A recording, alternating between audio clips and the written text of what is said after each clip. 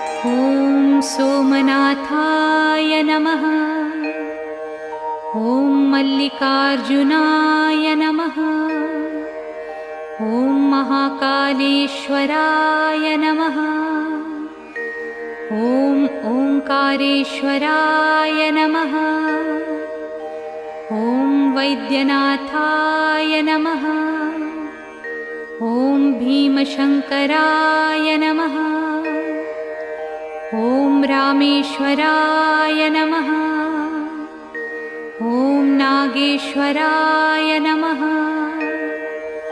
ॐ विश्वेश्वराय नमः।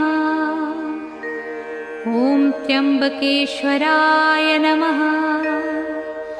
ॐ केदारेश्वराय नमः।